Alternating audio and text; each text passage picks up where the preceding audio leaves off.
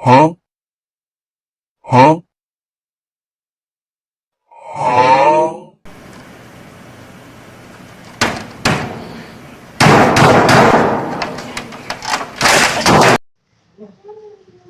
Assalamualaikum warahmatullahi wabarakatuh. Halo sobat agribisnis. Di sini saya ingin memperkenalkan diri saya.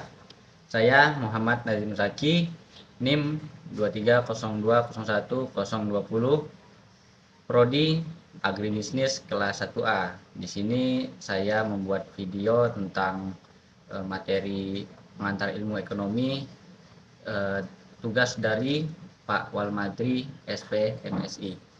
Semoga teman-teman bisa memahaminya dengan baik. Jika ada yang ingin ditanyakan atau ingin memberikan pendapatnya, silakan tulis di kolom komentar. Enjoy the video. Baik, kita masuk pada pertemuan pertama dan pertemuan kedua, yaitu membahas tentang apa itu ilmu ekonomi. Jadi, ekonomi sendiri diambil dari bahasa Latin, yaitu oikos dan nomos. Oikos artinya rumah tangga dan nomos artinya peraturan. Dan ilmu ekonomi adalah ilmu yang mempelajari tentang penggunaan sumber daya alam yang terbatas untuk memenuhi kebutuhan manusia yang tidak terbatas. Kemudian macam-macam kebutuhan manusia. Yang pertama secara umum adalah kebutuhan primer. Contohnya sandang, pangan, dan papan. Kemudian ada namanya kebutuhan sekunder, yaitu kebutuhan pelengkap dari kebutuhan primer. Kemudian ada namanya kebutuhan tersier. Kebutuhan tersier ini sifatnya mewah sehingga untuk mendapatkannya perlu usaha lebih. Untuk jenis-jenis ekonomi sendiri itu ada dua macam, yaitu ekonomi mikro dan ekonomi makro. Kemudian dalam prinsip ekonomi itu ada namanya efektif dan efisien. Efektif artinya tepat sasaran atau tepat tujuan. Dan efisien artinya itu penghematan. Baik itu penghematan waktu, penghematan biaya maupun penghematan tenaga. Baik, pada pertemuan selanjutnya kita membahas materi tentang elastisitas. Elastisitas diambil dari kata elastis yang artinya fleksibel atau lentur. Jadi dalam elastisitas terdapat 4 konsep. Yang pertama elastisitas demand, yang kedua elastisitas penawaran atau supply, yang ketiga elastisitas pendapatan, dan yang keempat elastisitas silang. Kemudian pada pertemuan selanjutnya kita membahas materi tentang produksi.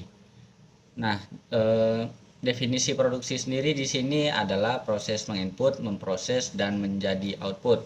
Artinya yang di input di sini adalah tentunya barang ya atau bahan.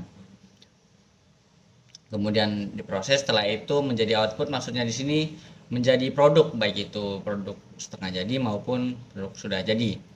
Kemudian ada namanya istilahnya kalau di produksi itu, kalau saya menyebutnya sih kartel.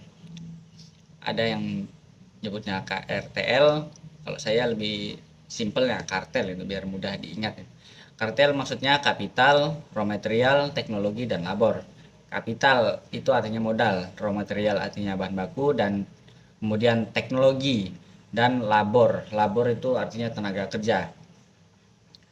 Kemudian dalam produksi itu ada namanya break even point. Jadi hanya balik modal. Jadi ketika kita berproduksi itu atau memproduksi suatu barang, misal modalnya itu 2 juta gitu. Nah, ketika kita memproduksi barang atau memproduksi suatu produk, nah ketika dipasarkan, dijualkan, itu keuntungannya itu sama dengan yang modal tadi 2 juta juga. Jadi nggak untung tapi juga nggak rugi, itu hanya balik modal. Kalau orang-orang awam bilangnya balik modal gitu.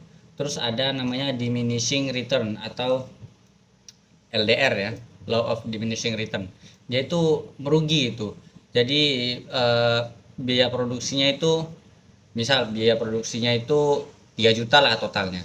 Nah, ketika dia itu menghasilkan produk kemudian dipasarkan, Nah, dia mendapat pendapatannya itu kurang dari 3 juta lah misalnya, atau sekitar 2,5 itu. Nah, itu maksudnya, nah itu disebut diminishing return.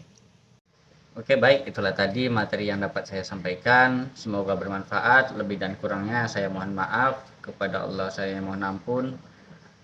Saya tutup. Wabillahi taufiq wal hidayah. Wassalamualaikum warahmatullahi wabarakatuh.